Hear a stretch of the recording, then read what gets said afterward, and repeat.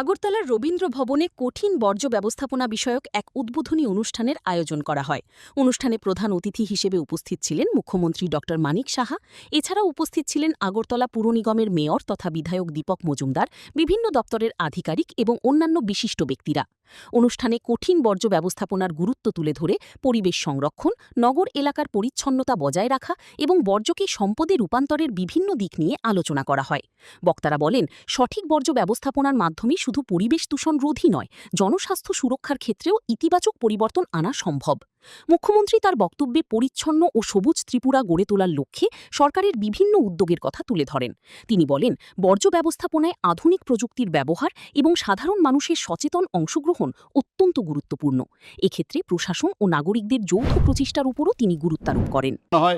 আমরা কেন আইনকে চান্স দেব যে আমার উপর সেটা প্রয়োগ করার, তো এই বিষয়গুলো নিয়ে সবাই যেন যায়। এখানে আজকে দেখুন, আমার মাননীয় মেয়র সাহেব বলেছেন, আমরা নিজেরাই ডিসিশন নিয়েছিলাম যে আপনারা যখন ক্লাবগুলো বা সামাজিক সংস্থাগুলোকে পুজোর সময় আমরা প্রাইজ দেওয়ার জন্য আমি আবেদন রেখেছিলাম।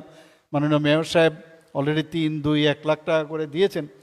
তো এটাই কিন্তু দেখুন, এটা কিন্তু মানে আমাদের আইন সম্পর্কে আমি জানতাম না, কিন্তু আমরা প্র্যাকটিক্যাল যে বিষয় বাস্তবিক অর্থে বাস্তবতা দেখেই কিন্তু আমরা ডিসিশন নিই। সেই দিকেই কিন্তু আজকে সেটাই দেখা গেল এখানে আসছে। এখানে যেমন জবাবদেহিতা রয়েছে, আবার আরেক দিকে পুরস্কৃত করারও ব্যবস্থা রাখা হয়েছে এই আইনের মধ্যেই।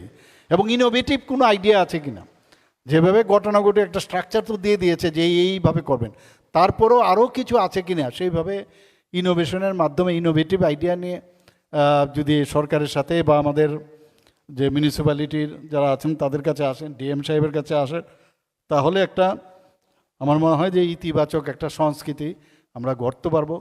এবং ত্রিপুরা পুরস্কারও পেয়েছে, এরকম না, এই পরিষ্কারের দিক দিয়ে ত্রিপুরা আগরতলা মিউনিসিপ্যালিটিও পুরস্কৃত হয়েছে।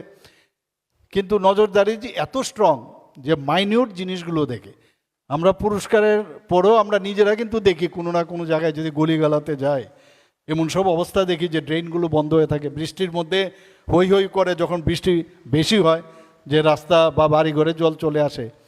কিন্তু যেহেতু বেশি বৃষ্টি হয়, ড্রেনের যা তার ক্ষমতার বাইরে জল কিন্তু খুব তাড়াতাড়ি কিন্তু চলে যাচ্ছে।